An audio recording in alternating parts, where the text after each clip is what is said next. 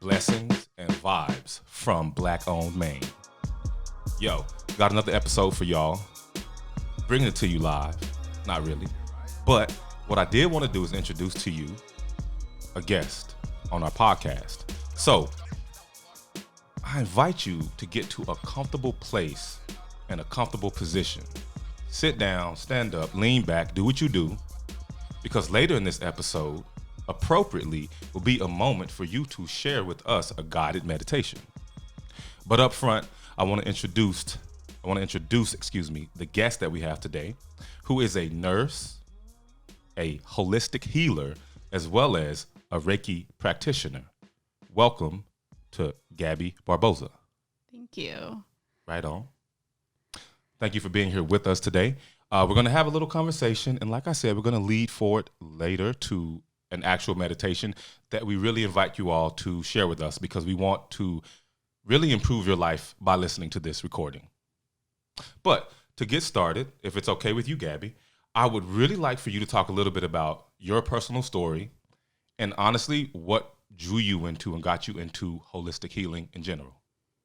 Yeah, so what really started, so first I wanted to say I always find it interesting when people in this space proclaim themselves as experts. So everything I say right now is kind of what I know at this point, what the research that I've looked at has taught me and what my own body has taught me along the way. So I like to get that kind of out of the way.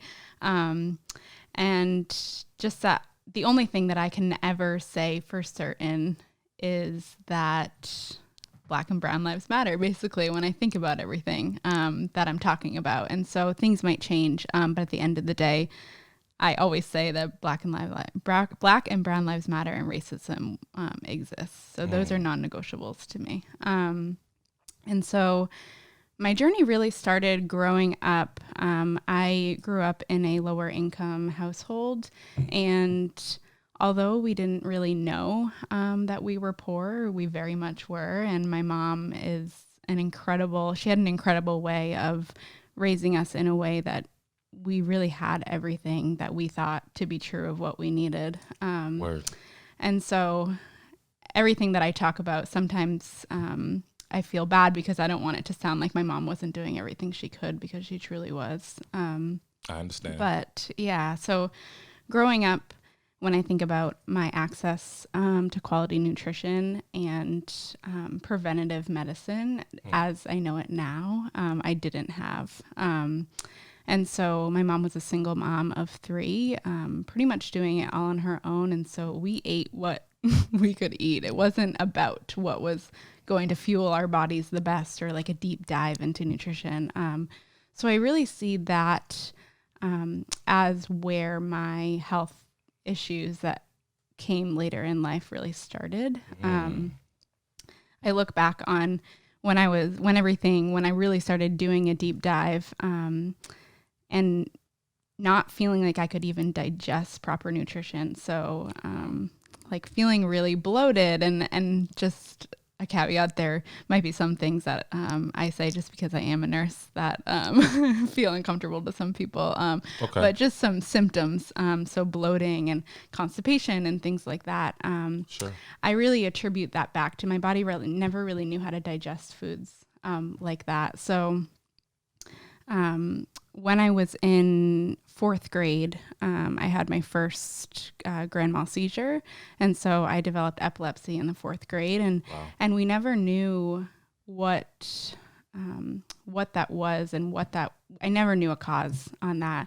And looking back, I can kind of see that I can do 1 + 1 = 2 based on my nutrition and lack of preventative medicine. Gotcha. And just household toxins that I was surrounded by. So in college, it really came to a standstill. I went through some mental health issues in high school, never really understood them. And looking back, I can again attribute it back to the way I was eating and living and not sleeping well. And so in college, I went to nursing school, so I'm a nurse, now practicing in the holistic medicine field. But in nursing school, I just started seeing sicker and sicker people. And when we were in our clinicals, it felt like we were only treating the symptoms and we weren't really looking at what caused all of this to be happening. I think there's something to that. Yeah. Yeah. So in the Western world, we are very driven by money and very driven. Sometimes it feels like we need people to be sick because people that are sick make us more money. Yep. And I just couldn't align with that. I was so frustrated in school because I felt like I just had this whole other part of me that was saying like, there's a better way. And so a lot of my journey is my own symptoms and needing to fix them on my own and being my own advocate. And so once I started, all these symptoms were manifesting in college. I really started researching and just went down a huge rabbit hole of naturopathic medicine and holistic healing. And although there wasn't a ton out there at that time, that was probably around like 2013, 14. It was extremely overwhelming and also extremely expensive to be able to see a naturopathic doctor. And so now my mission is really to bring that holistic healing to underprivileged communities and have it start from the ground up there. So we're not just treating the symptoms later in life. So that's really, in college I was on Vyvanse and ADD medication. I was sleeping through my classes until I went to nursing school because I couldn't, because I would have failed, but I was sleeping in my classes instead. Wow. And so I was exhausted and I knew there had to be a reason, and I knew that it was going to go a lot deeper than where I was at and what I was learning in school at that point. Oh, right on. So, wow. So you start to kind of see through, and I think this happens to a lot of people, through the reality, like you're tired, you're feeling a certain way, but for you really start to peel back, do research, and figure out like what's the root. Like where is it coming from? Why do I feel off or whatnot? Absolutely. I didn't want a medication just to help me sleep. I didn't want to be on Vyvanse. I didn't want to be on antidepressants. So I took myself off antidepressants, which another thing is, I want to say, make sure you're talking to your doctor if you ever take yourself off antidepressants. It's really important not to just go cold turkey. But I didn't want to be on all of these things that I was on to quote unquote help me feel better. I wanted to know why I needed them in the first place. Right. No, I love that. And so for you, through the research and through realizations, I would imagine changing some of your behaviors, changing your kind of self-nutrition, then you start to see results. So for you, I'm just trying to draw it together. Yeah. That's what led you towards the path of becoming, like, working into holistic healing. Yeah, absolutely. Because I think growing up, we had this idea that I had incredible pediatricians, and I really, really looked up to them. But I did have this idea that I could just go to my doctor and get a quick fix, be healed. Yes. Like, no worries. It's totally fine. And it's great to have that attitude. Like, I can heal. That's actually, we'll talk about that later, is like super important to believe you can heal because your body follows your thoughts. But at the same time, thinking that you can just rely on someone else instead of being your own advocate, especially within the Black community, is so important. And so when I went to my first naturopathic doctor, I kind of had the same idea that I was just going to go to them and they were going to heal me and I was going to be done. Right. But when you heal holistically and you heal from a deep, deep cellular level, it takes a long time sometimes because you're not just getting a medication that is obliterating your symptoms. You're truly changing yourself from the inside out at a deep level. And so we have to have patience when we're healing holistically. Wow. So one thing I just want to point out, you definitely just said, you just referenced healing yourself from the inside out, but at a cellular level. Mm-hmm. There's a lot of cells in your body, right? And so just, I'm just thinking, like, as a listener right now, wrap your head around that. Like, we're not talking about fighting symptoms. We're not talking about medication. We're not talking about, like, healing, like, your heart or your left lung. We're talking about, we were talking in a previous episode about what systemic means, right? That word comes up in a lot of these issues. We're talking about a systemic level of healing, but internally. Right. Yeah. Exactly. Okay, that's awesome. Exactly. Right on. I wanted to also, because you referenced, particularly for people that are Black and Indigenous and people of color, that self-reliance on your healing, listening to your body, understanding your body, believing that you can heal your body and, of course, healing your body, as opposed to relying on, let's say, the people who are handed to you as the healers in your life. Because sometimes in our reality, I want to talk a little bit about some of these racial disparities in healing, like, because this is real. And I think that, So real. and then I noticed that when you were talking to me, you were talking about in terms of health and then also in terms of yoga. So I want to hear a little bit about that. But I just think that as people of color, we often talk about encountering racism, feeling, seeing, knowing, hearing. And there's a lot of people who want to shut that down. Like, you guys are just so addicted to always thinking. You're always thinking about race. You always think it's about color. Can you stop? If you stop focusing and talking on that, you will find that it gets better, right? Okay. We know as Black folks and as people of color, that shit's just not real. Right. However, I'm glad and I'm honored to have you here to talk about it from the inside out, because again, I don't know. I'm just going to be real. I feel like people just don't believe us. They just literally don't believe us when we say, yo, my doctor, my therapist, like, I was talking about how issues of race at my job affect me, and like they just want to give me a pill and tell me that I was bugging. But I'm not, because they're not brown like me, and they're not facing, you know what I mean? Like, they just don't get it. They think that it's an opinion thing instead of a reality thing. So I would really like to hear a little bit about both your experiences and your knowledge, but just whatever you would like to share about those racial disparities, because I know that they are real. Right. Yeah. Yeah, so my first job out of nursing school, I began as a CNA at Maine Medical Center, and I worked at Maine Med out of nursing school and finished in the emergency department. And so people don't think, well, first of all, people don't think racism exists in Maine. And as Black and Maine just had a post on for my friend Ronnie, his experience. But also people don't think that racism exists in Maine hospitals. Interesting. And so I've actually had people tell me, oh, that would never happen at Maine Med. That would never happen here, but it does. And so there's this term called implicit bias, which is basically your subconscious, unconscious biases. So everyone has them. We all have biases. Doesn't matter, Black, brown, white. But people have an implicit bias towards Black and brown patients in general. And so we see in the research that Black women and men, and those that aren't gendered, anyone that is Black,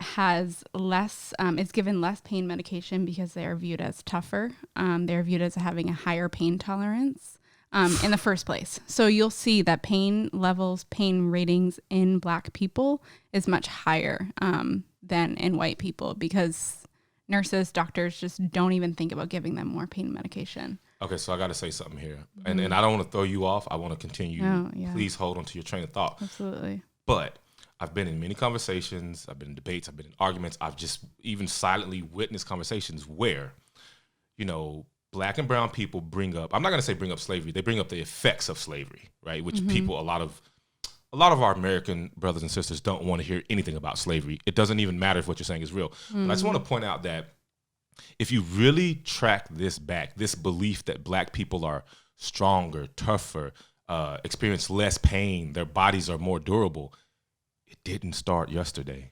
Right. It didn't start the week before that. Okay? People always want these practical examples, and they want to know, why do you guys keep bringing up slavery? Just let it go.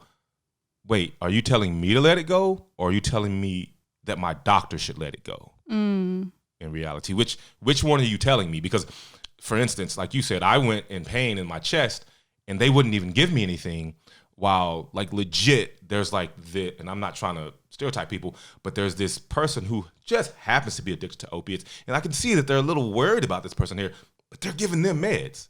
I'm just being real, right? But like, totally.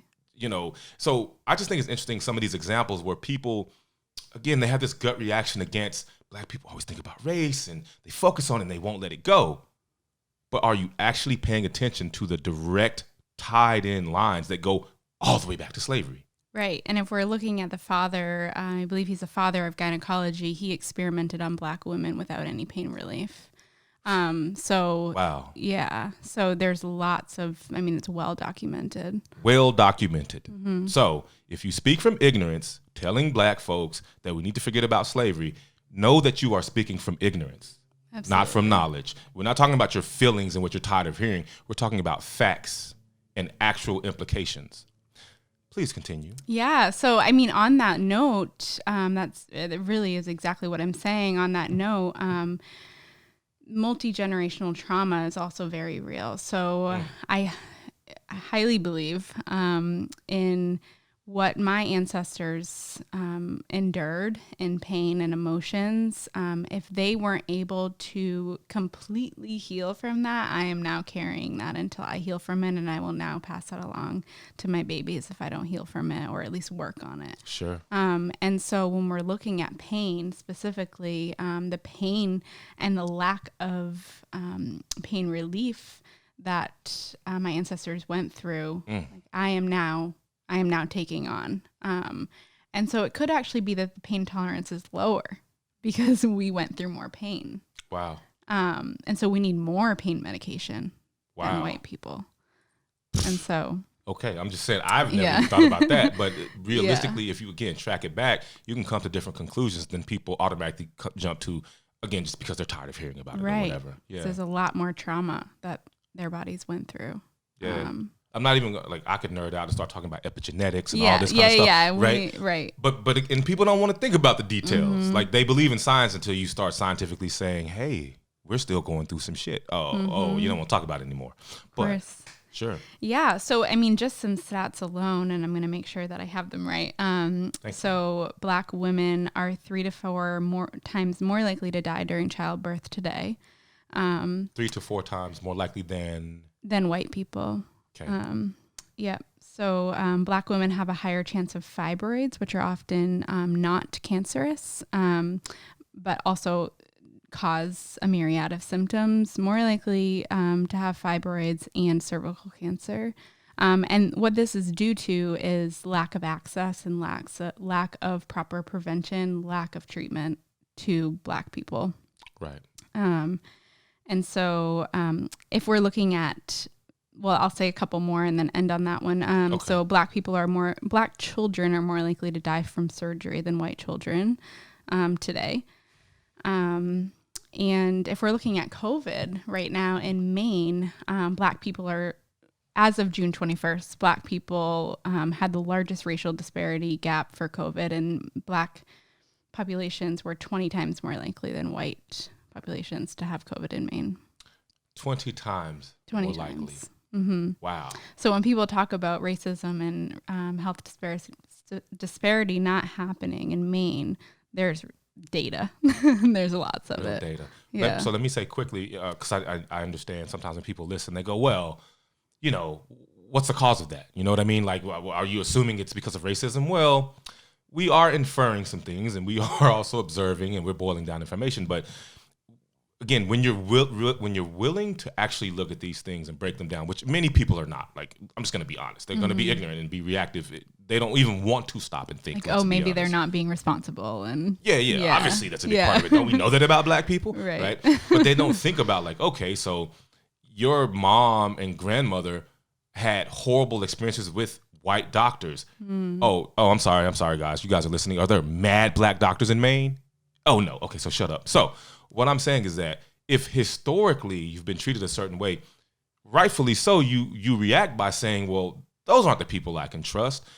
Those people seem, I don't know, like they don't seem about me. And yeah, sometimes you go to the doctor. I'm not going to make this about the police, but it's the same thing. Like people always want to be like, oh, well, who are you going to call when it goes bad?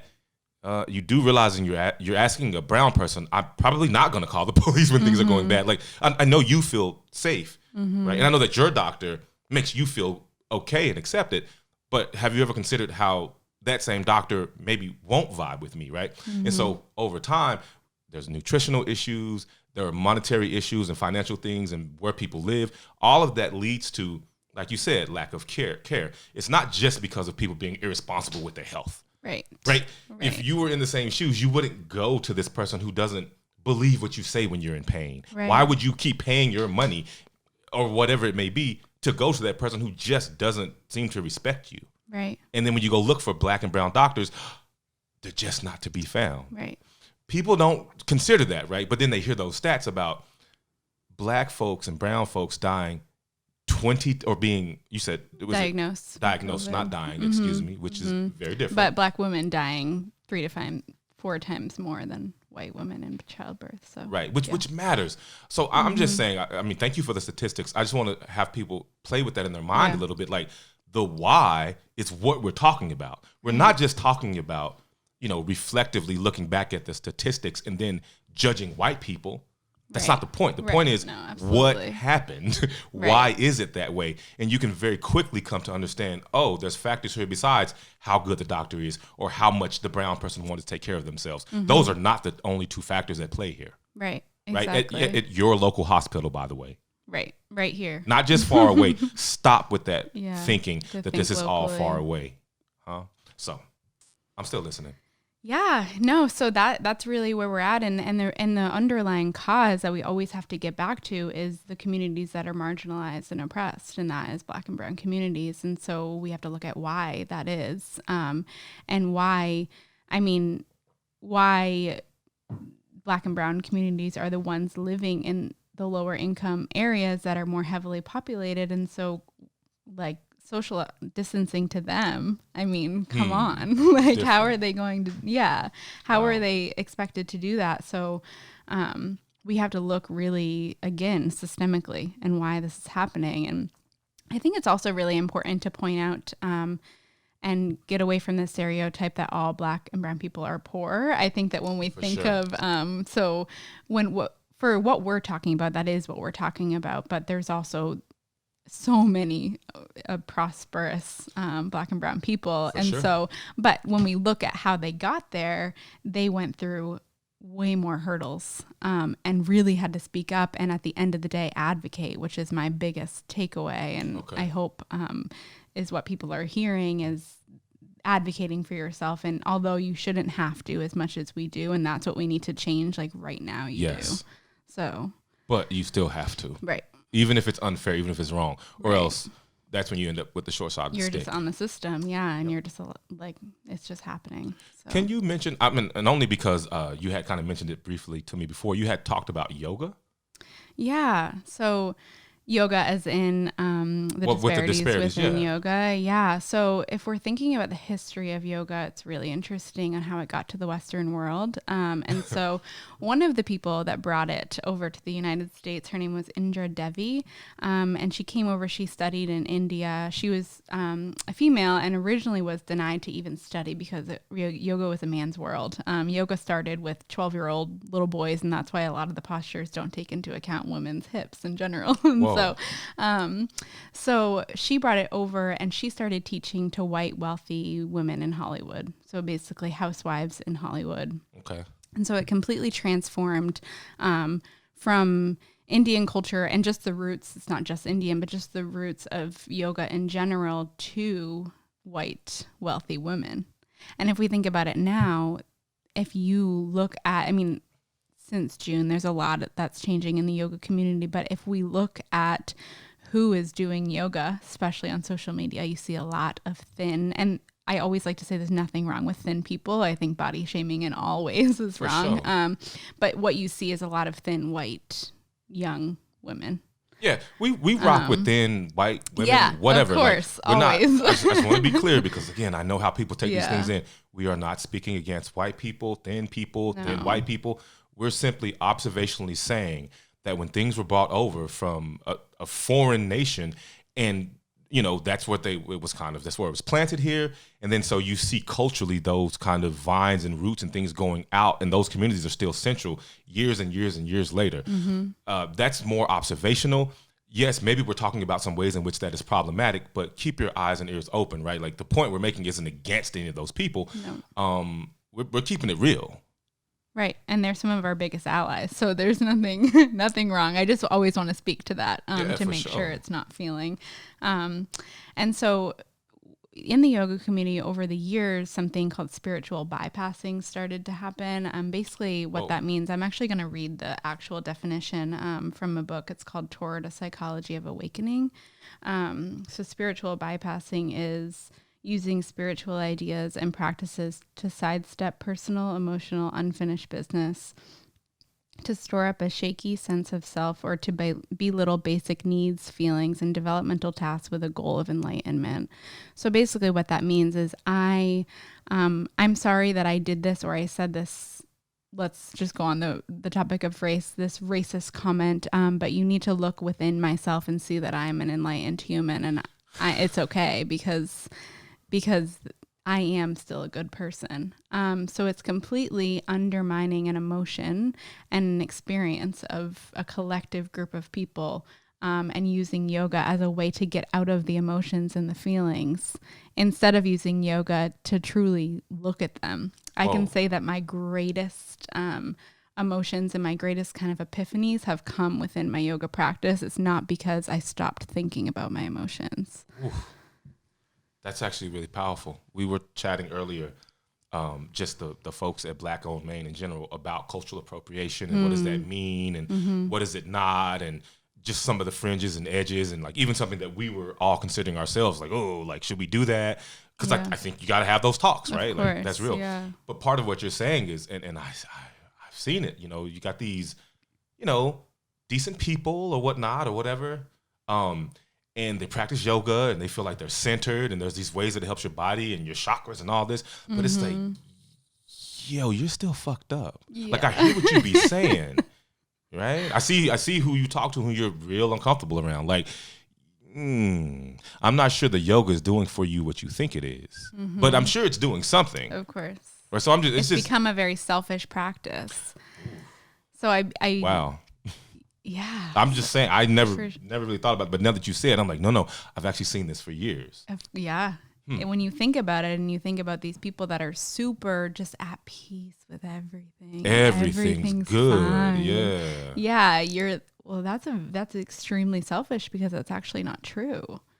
But it's important it's important to find peace within yourself, but it's also important to keep a stance on social justice and realize that things are happening around you and you have to stick up for it. So you just said two things that I think are critical. Keep a stance, which means pick a side, right? And then you're talking about acting, like doing something, standing up. Yeah. And I was going to quickly say I've been recently kind of chatting online with some people that I know from when I grew up in Texas. And one of my charges to them was like, yo, stop with your toxic positivity. That's spiritual bypassing. That's literally, right. Exactly. I know that you think that being utmostly positive at all times is the key to love and life moving forward, getting over racism, sexism, everything, right? Wrong. And the example I gave was, a black or brown person gets murdered in the street, right? In 2 states over from you, and everyone sees the video. And then when people are online talking about it, you jump in and say, stop being so negative. It's not always about race, right? We need to focus on love and unity. And you're literally interrupting their mourning and their grief and the processes that have to happen for people to be okay in terms of mental health and spiritual health. You're jumping in and forcing positivity as that's the fix. We don't know what's going on. Your level of positivity is actually what we need in the midst of mourning. Right. That is toxic. That is painful. That is abusive.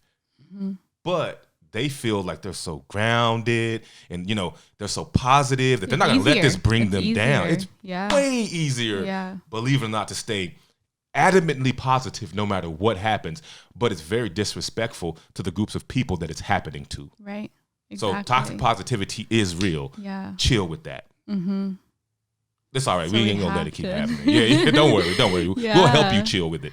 But anyway. And when you think about it, so when you're being positive all the time and everything is great, you're really repressing those emotions. So I don't know anyone that looked at that video of George Floyd's murder and didn't have an emotional response. I mean, if they did, we don't have to talk about anyone that had it. There's something else going on. Yeah, right? That's another conversation.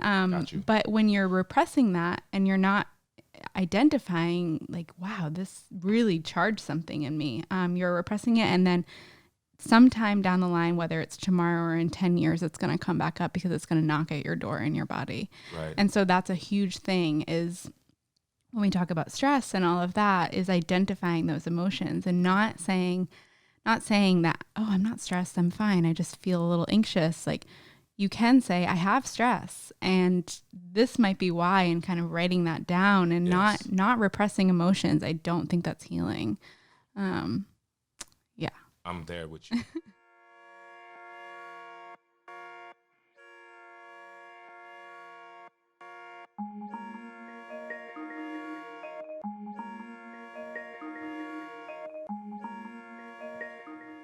Okay.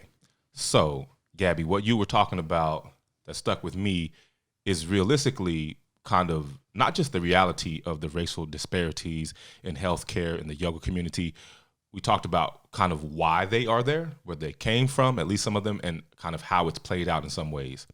And obviously part of what I get from that is that in Black and brown communities, there's just an increased level of stress, probably anxiety surrounding these realities. And what I want to talk about for a second is some of the ways that you've mentioned to me and that you know of to kind of escape that place, right? To kind of take more control over your health and wellness holistically. Right. Yeah. Yeah. So part of it and what we were talking about is making sure you're not identifying with the emotions, but recognizing them. And so it's really important to name them and realize that not all stress is bad.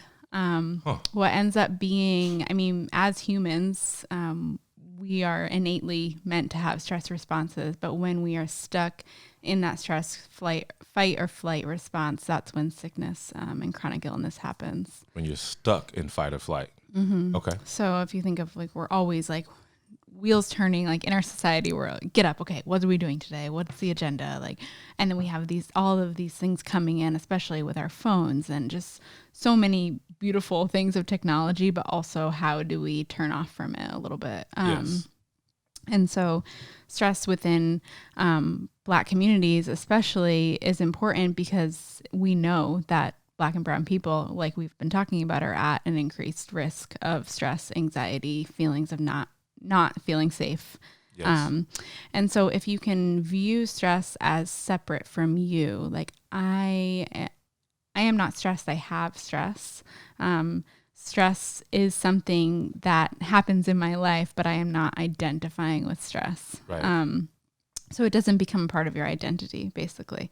And so some things to get out of fight or flight, the very first step is believing that you can get out of it. I think I do the same thing when we're in the current state of stress. We're like, how could I ever not feel this way? This is so normal. I've always felt this way. Because you feel overwhelmed and inundated. Yeah. Can you quickly just talk about what is, I understand fight or flight being a response. Like, just describe that quickly because we're talking about how to get out of it. I just want to make sure maybe some people don't know. Yeah, absolutely. Thank you for saying that. And so basically where it starts is in the nervous system, we have a sympathetic nervous system and a parasympathetic nervous system. So your sympathetic nervous system is that fight or flight response. So back when we were hunting our food, basically like when we were approached, when we had to run and hunt, that was the sympathetic nervous system. And that's typically the only time that would engage. Okay.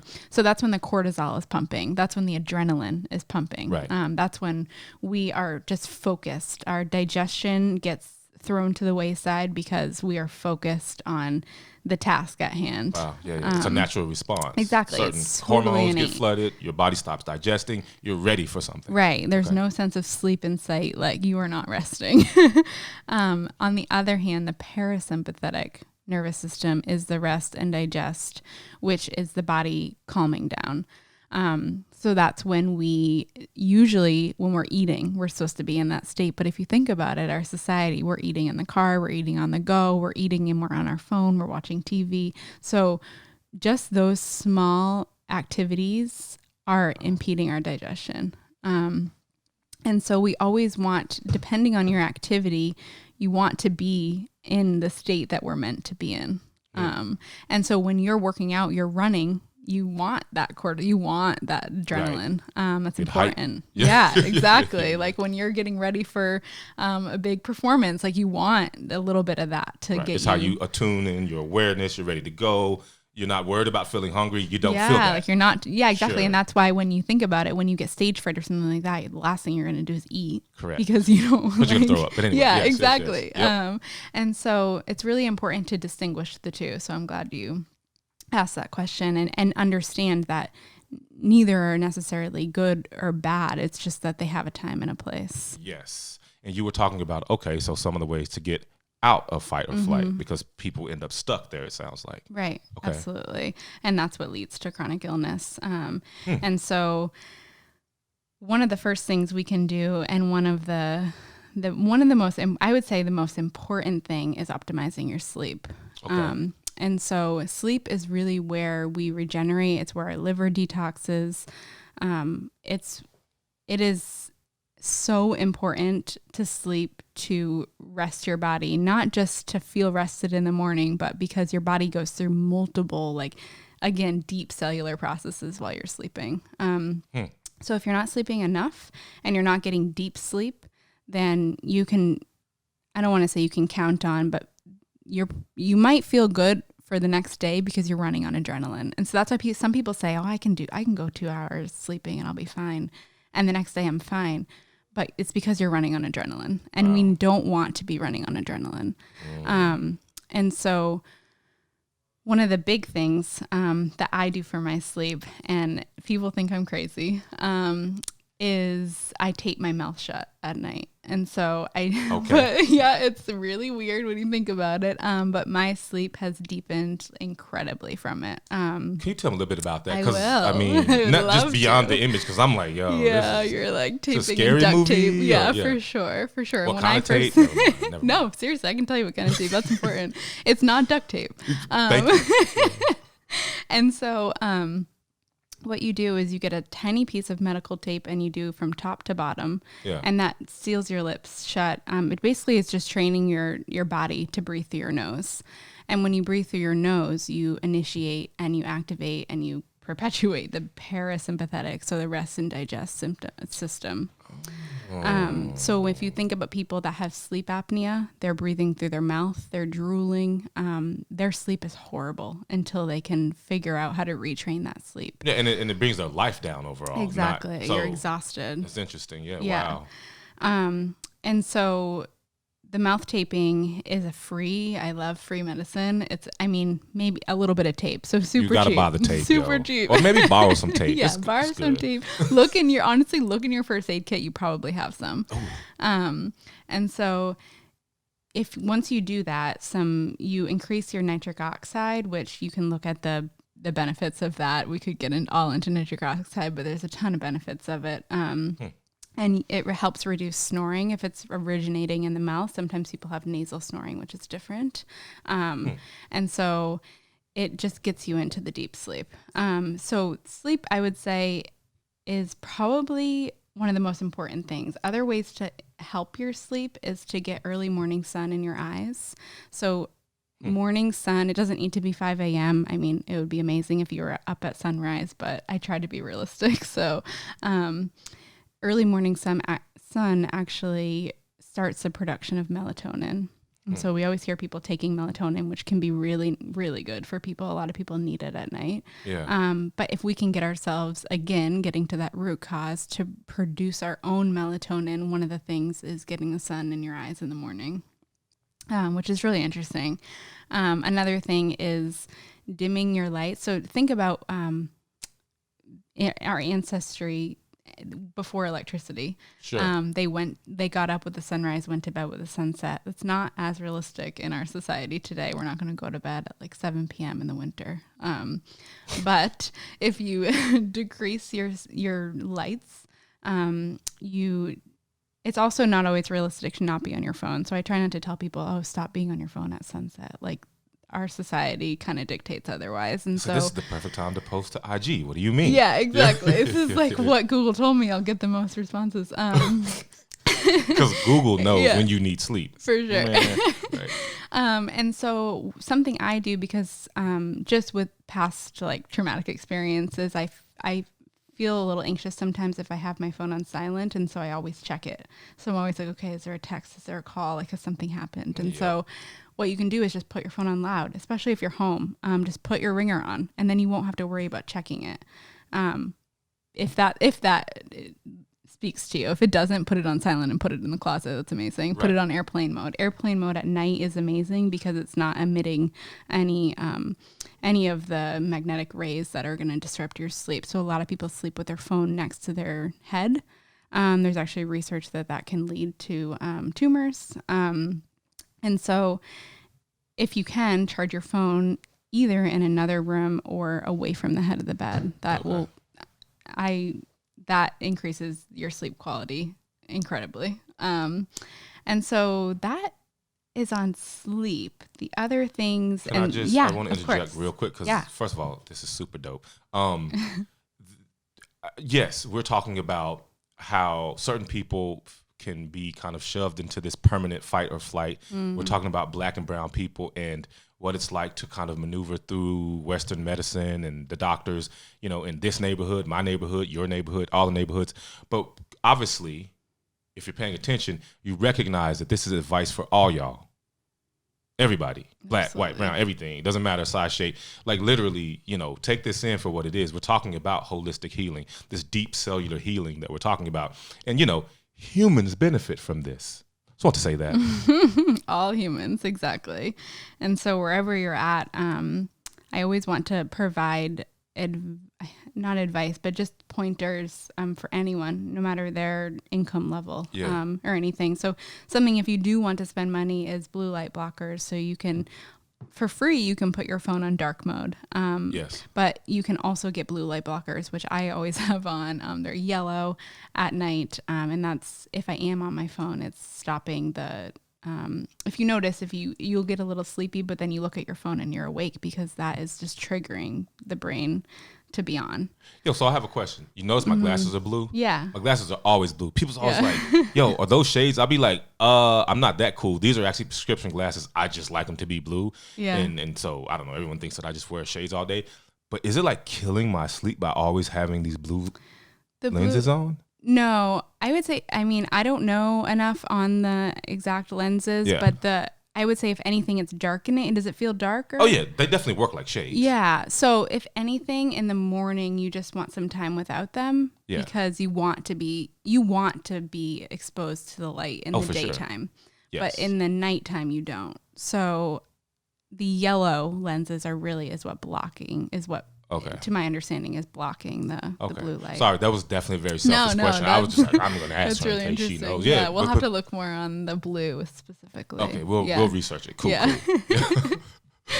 So the other thing, so we talked about stress. The other thing is nutrition. And so if you think about food, there's this old saying that you are what you eat. And I never am on a food shaming pathway. I think in my original journey, I had a lot of shame around food myself because I was like, well, I'm only going to eat this now and I'm never going to eat that and all of these things. But that, again, is not realistic. And so never food shaming. I want that to be on the forefront. But if you think about the food you're eating as what, again, is literally regenerating your cells. So the things that you put in, the nutrition that you put in, is what your body is responding to. So if it's only eating sugar and processed foods, then that's what your body is made of. Like, no wonder I was exhausted growing up. I literally grew up on ring dings. Like, that's what I wanted to eat, no matter if my mom put a vegetable in front of me or not. Like, I went home and I ate my frozen devil dog, like, and my pasta and like all of these things. And so if I think about why I was so exhausted and depressed, like, no wonder. Wow. I literally that's what I was eating. Mm-hmm. I was causing a blood sugar crash in my body, and it makes sense. Wow. And so food, sleep, stress, and food. Oh, when you hear someone who understands talk about it, you're like, oh yeah, that's right. I remember how like that week it was rough. Like I didn't feel good, but I just kept eating crap. And it's a response to keep eating it. Yeah. And you don't feel any better. And you're like, what do I do? Mm-hmm. No, It's very real. Yeah. And then when you start optimizing your nutrition and you start eating vegetables, a lot of people get frustrated because they get bloated and they're like, I can't eat vegetables because I don't feel good after. What is my body doing? Exactly. And it's Right. because your body's not used to that much fiber. So I urge people just to give it time. It took me a good amount of time you can ask my family. Like I used to go to restaurants and eat like 2 things because I just wouldn't feel good. Yeah. And all my vegetables I would cook, and I still usually do because cooked foods are easier to digest. Sure. And so But they do don't have get less vitamins and discouraged. stuff too, though. Stuff happens, yeah, when you're cooking, there's better ways than others. Like if Okay. you're just searing it, like high temperature baking it, then it's not as great as steaming it, which won't release as much. And then if you are boiling something, the water is actually super nutritious because it's coming out into the water. Sure. Ooh, yeah. Get your knowledge up. Okay.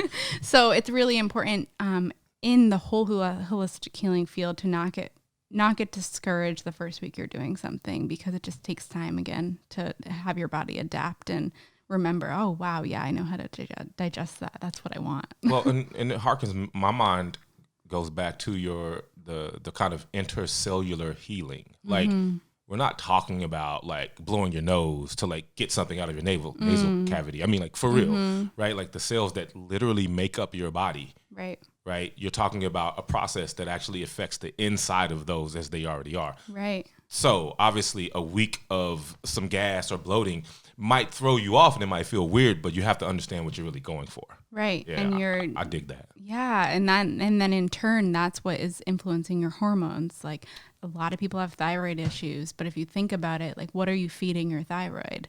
If you're feeding it sugar every day, all day, then it's probably going to be a little sluggish. Wow. And so just thinking about empowering yourself to think about the medicine the free medicine, low cost medicine that we talk about, and why, not just because I think that our society is, yeah, of course we shouldn't eat sugar, but why? And so once you know the why, you can really implement it. Absolutely. Absolutely. Do you have any other tips or focus points? Because I'm hella curious. Yeah. So I think I have a bunch and I wrote them down so I wouldn't forget them. But I'm starting nutrition school in a week and a half. And so I'll have a bunch more too once I continue No, we to might have to learn. have you back on just because like we're talking about holistic, right? So for some Yeah. people, some things are going to make more sense than others, just course. realistically, whether it be their life flow, they have kids or they're single or they travel or they work or whatever. So I think that would be interesting to have you back on to like just kind of help expand that out a bit, because Yeah. at Black Owned Maine, you know, hence anyone who's been following us and the whole idea of don't talk, act. It's really about action. So if you can give people more actions, more behaviors they can change or examine and give them awareness, I think that's very valuable. Yeah. So I'd say maybe we do like 1 or 2 more and then we can move on to the meditation. Okay. I'm excited for that. Let me look. Okay. So I'll do 2 more. Okay. If people aren't familiar with the Clean 15 and the Dirty Dozen, it's a great way to figure out what you should buy organic. I love the name of it. Go Yeah. ahead, because I don't know about that. Okay, The great. Clean Yeah, 15 so- and the Dirty Dozen? Yeah, It's a movie so- or a band. Okay.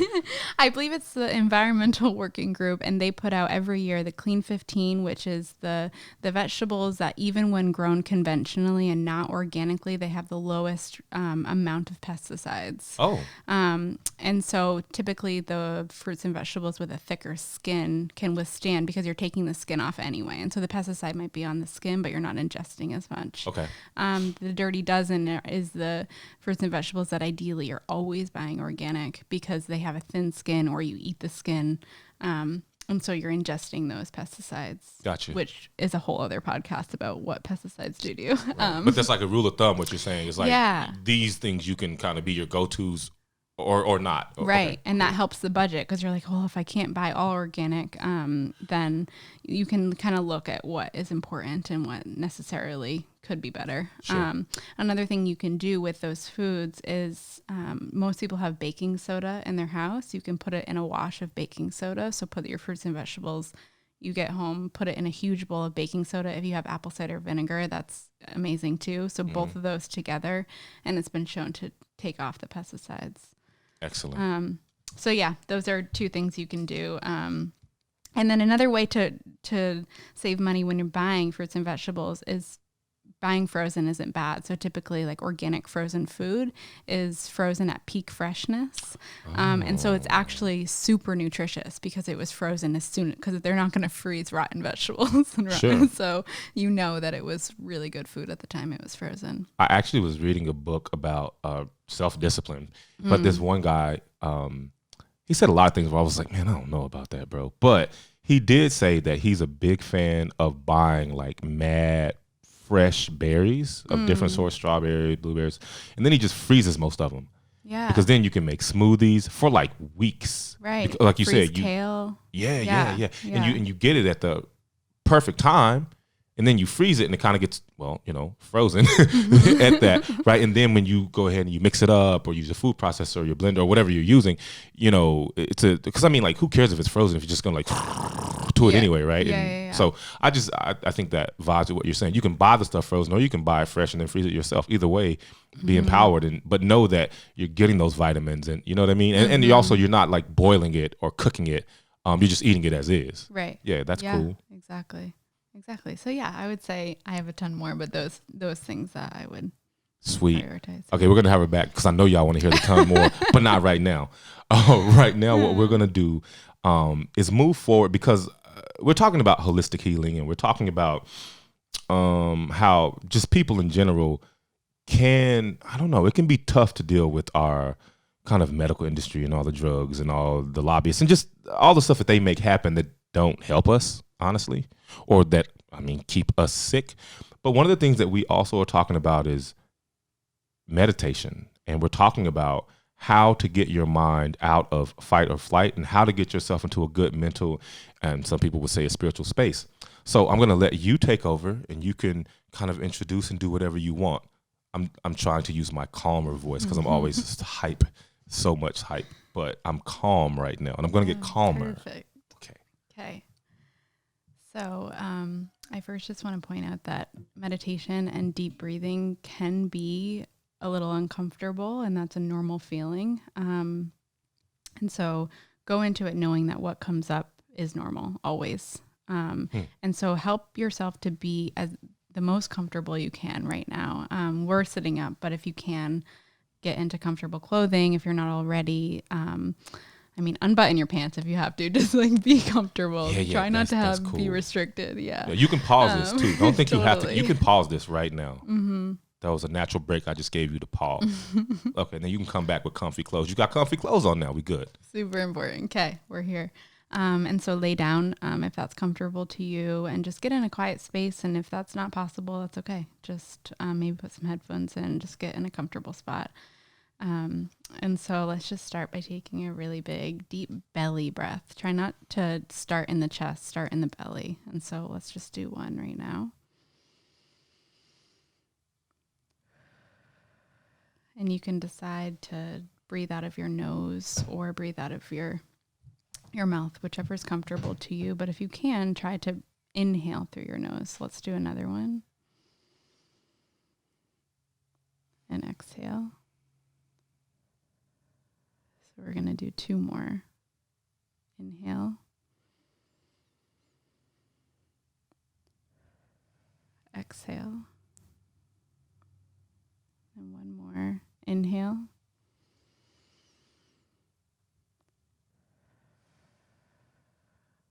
So really take up space with your breath. Don't be ashamed of your breathing. The louder and deeper you can breathe, the better often. So just breathe.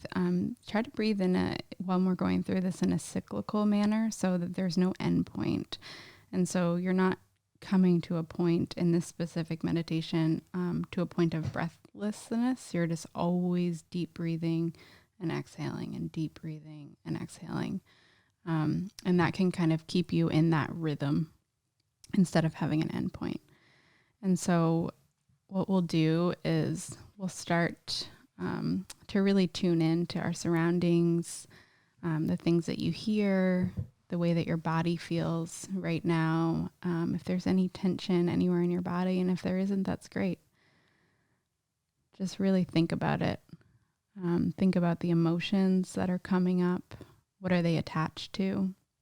And you don't have to empty your mind. I think it's really important to know you don't have to empty your mind. You're just observing at this point. You're observing the emotions. You're observing maybe where they came from. You're not being super analytical, but you're just kind of looking at them like they're kind of outside of your body. And so just start to do that. I'm going to give you some time just to kind of observe what's coming up, and maybe nothing's coming up. Nothing has to come up, but just breathe into it. So you can inhale and exhale. Great. And we're going to do a body scan. So start to think about your feet. We often forget about our feet. They carry us through life. They hold a lot of stress. When we massage our feet, we realize how much stress they actually hold. So start to think about them, and if they feel tense at all, if they don't feel tense, that's fine. And kind of splay them out. So if you're laying down, just splay them out, release the tension of keeping them in a straight line. And breathe in and release and relax into them. And traveling up, start to think about your ankles. So your left ankle, what's your left ankle doing? Think about any tension that it might be holding and release it on your exhale. Think about your right ankle. You have two ankles and they're different, so think about the right one now. Inhale in and exhale. And you're welcome to stay at any point of your body that you feel like you need to focus on, and I'm going to move on, but don't feel like you have to move on with me. And so think about your calves. Your left calf, what is it doing? What is it feeling like? Release the tension. Release the grip of the muscle. And release it as you exhale. Think of the right calf. What's the right calf doing? Any tension that it's associated with. Release and exhale. Think about your knees. Your knees hold a lot of weight, and they're very strong, even though we tend to tell them that they're not. They are. They hold a lot of our body weight, and so breathe into the left knee. And exhale any tension away. And breathe into your right knee. And exhale any tension away. And again, you can stay there. You can move on with us. So we're going to move to the left thigh. So from the knee to the hip area, that's what we're focusing on the left side. So breathe into the left thigh. And exhale to release. Breathe into the right thigh. And exhale to release. And now we'll move to the hips. And so you can just keep breathing that cyclical breath. It doesn't need to be when I'm saying inhale and exhale. It's just a cue. So we'll think about the hips. We'll think about the left side of the hip. And breathe into it. And exhale. And you can touch this part of your body to really get connected with it. So yeah, I heard that. I had that urge, but I was like, don't just grab your hip, absolutely. bro. Do it, Okay. please. Yeah, it helps you that mind-body connection. Yeah, absolutely. So hold on to your hips. You can hold on to both of them or put both hands on your left side and breathe into it as you inhale. And exhale, release any tension. So your hips actually store your emotion. And so if you're feeling tight in the hips, you might have some emotion that you need to it's getting real, come yo. to face with. Yeah, yo. Mm-hmm. So breathe into the right hip. Inhale. And exhale. And again, you can choose to stay here or move with us. So we're going to move to the abdomen. And so this is a big part of the body that holds some tension because of our society. So we're taught to suck in our bellies and keep it tight. But I want you to make your belly as big as you've ever had it. And so when you breathe into your belly and really expand it. And then exhale, knowing that it's okay to have a big belly. You don't always have to keep it tight and toned. So let's focus on the belly for a little while, just because I feel like that's an area that we often don't think about. And so just keep breathing in and exhaling into it. And some people are going to say, well, I think about it a lot because it's uncomfortable for me, and I can resonate with that. So that's why you can focus on it. Breathe into your belly and exhale. And I'll let you do 2 more on your own.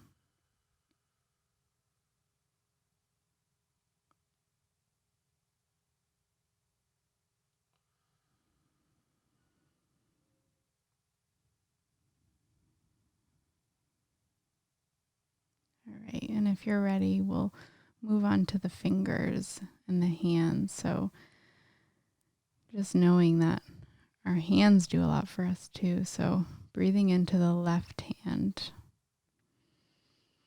and each individual finger on that side. And then breathing into the right hand, each individual finger on that side. And then the left arm. You know what to do at this point. And the right arm.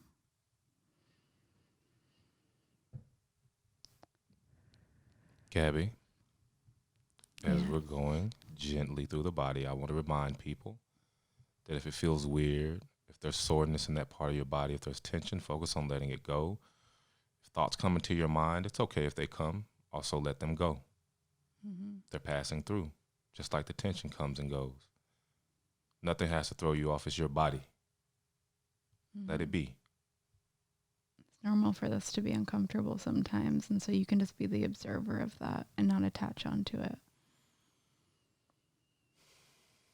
And so let's move to the chest, which is a huge area of constriction. If you think about our society, we're often hunching over. And if you think about the energetics of that, it's kind of to protect yourself and to protect your heart space in your chest. And so it's really important to work to opening up your chest. And so we'll spend some time on the chest here and just expand. And still breathing into your belly, but focusing on your chest.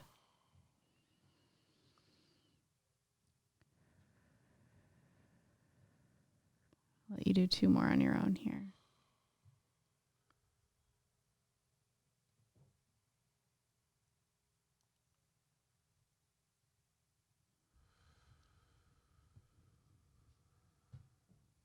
And then we'll talk about the shoulders. And so the shoulders carry a lot of weight, especially if we have a lot on our minds and on our plate.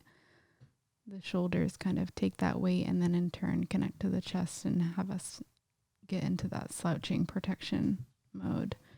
And so expand the shoulders and come into your power, really. The shoulders are really powerful and they don't have to be an area of burden. And so open them up again and breathe into them.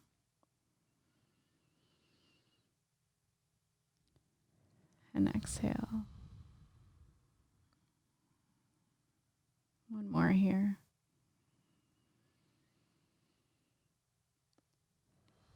And exhale.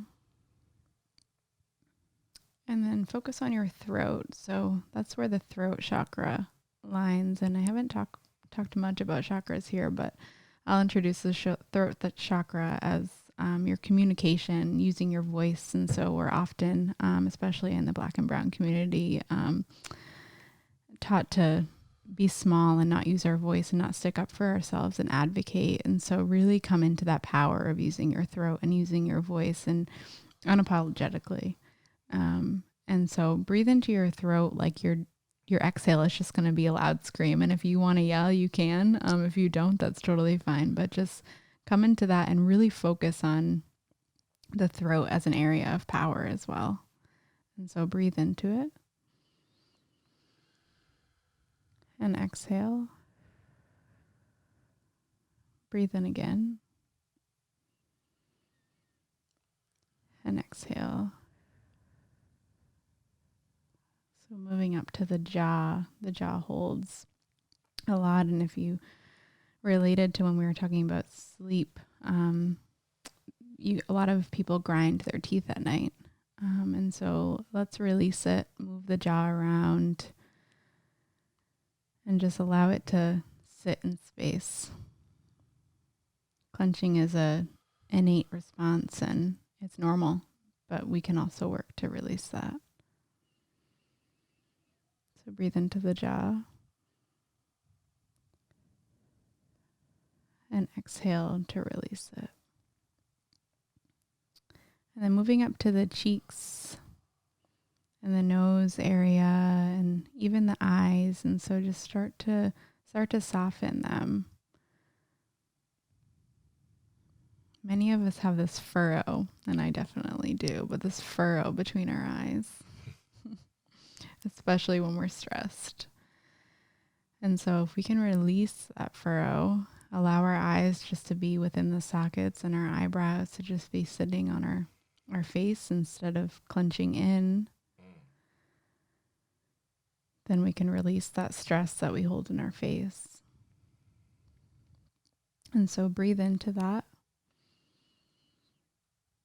and exhale. And then we're just going to think of the top of our head. And so above our head is the crown chakra. And just think of that space that your energy radiates beyond what your body is taking up. So we're energetic beings in a physical world. And so we're actually much taller than we think we are. And that is your guardian. And so think about that space above you as also yours.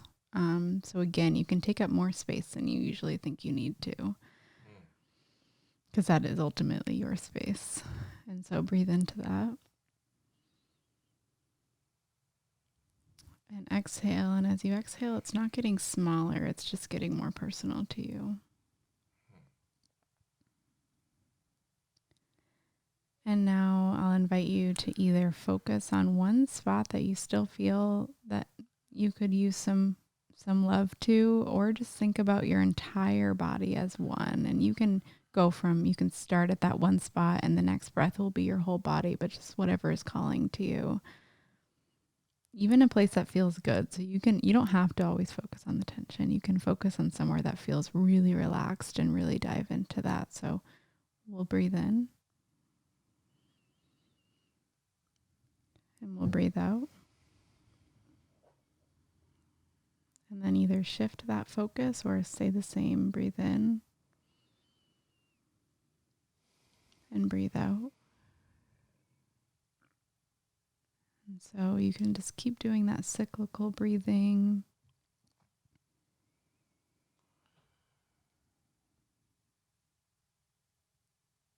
And start to move your fingers and your feet and just kind of awakening back up into the body.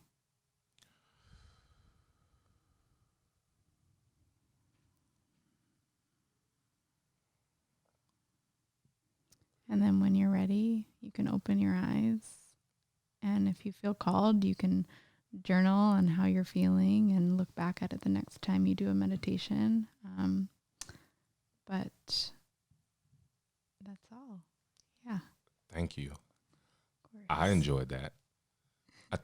I'm sure that people listening who chose to participate feel aware of themselves right now. I really appreciated the point you were making about what people refer to as the crown chakra, and how your energy, it's taller than you are. Mm. And you reminded me of this moment during like the craziest part of the lockdown and different things that we're in. And I had been working with Rose, and Black owned Maine was literally like blowing up, like something that I had never witnessed. And I had been crying a lot and having a lot of emotions. My kids saw me, like, for real, this was a really intense time, and all the support was overwhelming. And I remember at one point, like, I had been having some good stuff happen with my music, and I think my friend Karen Jerzik, she's this amazing artist and photographer, she had just hit me up, and all these things, and I was just so happy and grateful. And I remember standing in this room, and the only way I could explain to someone is that I was taller than the actual building that I was in. I knew it to be true. There's no faking, no frou-frou. Like, I'm standing here and I'm aware of my body. I am literally not taller than the room, taller than the building. Yeah. I felt it. Yeah. Right. And there was just all these things that were hidden for me at the same time. And so it just kind of gave me goosebumps when you said that. I was like, oh, snap. That whole energy flow, you can become aware of it in a moment. And I would imagine the more you meditate and the more you pay attention, the more aware you are, we'll say, of your actual height. Right. Exactly. And so you were taller than the building. And so that is your energy field. And some people see colors in the energy field. And so it's when you can tap into that and realize this isn't just my imagination. Like, I actually am this tall. I actually am this powerful. Wow. That is super, like, it helps you feel, not only normalize it, but just show you. Yeah. Wow. All right. I'm going to sit with that some more later. Yeah. So what we're going to do is kind of wrap up. I'm not going to get hype at the end like I always do. I'm going to stay calm. Could you let our listeners know where they can find you via social media, online, as well as anything that they could do to support you and what you do for business? I think people might be interested in that. Yeah, so I am, my Instagram is lively and well with 1 underscore. But if you just type in lively and well or Gaby Barboza, it should come up. And so right now, like I said, I'm going to nutrition school in a couple of weeks. I'm starting. And so I'll be able to see people one-on-one. But right now, my purpose and my passion, and it will always be, is to provide free education and have a really authentic following on my social media. And Absolutely. So just have it be like a community of people rather than like thousands of, and maybe one day I will have more, but I just want it to be a really authentic community that can reach out to me. So I just offer people to reach out over DM, and just tell me things that they want to learn. And I'm happy to make posts on anything like that. Okay. I do work for a naturopathic doctor in Portland. Her name's Dr. Karina Dunlap. And so that is where my current practice is. And then once I graduate in July, I'll be able to take on my own clients, under her and under my own business. And so, basically just supporting me by following my journey. I just also got my yoga certification, so I'll be offering free yoga classes. And ultimately, I would love to start a fund that people can donate to, that I can offer Reiki and yoga and different services to underprivileged people. And so that will be coming. There's a lot coming down the line. I don't have a website yet, but that's coming as well. Yeah, well, and we're always kind of like evolving and changing. So it's awesome. Thank you for letting us know what's coming, as well as kind of where people can find you now.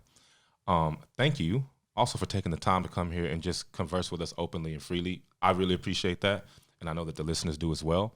I would say also keep in mind you are listening to an episode of the Black Owned Maine podcast.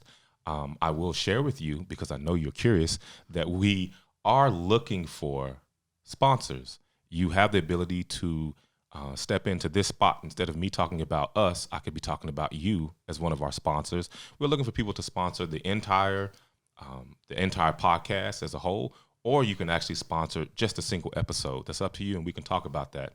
You can reach out to us at blackownedmaine@gmail.com.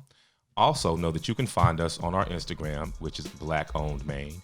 You can find us on Facebook at Black Owned Maine, as well as on Twitter at Black Owned Maine. I think you got that. So we're going to sign off, and believe me, we're going to bring you more vibes and blessings from Black Owned Maine.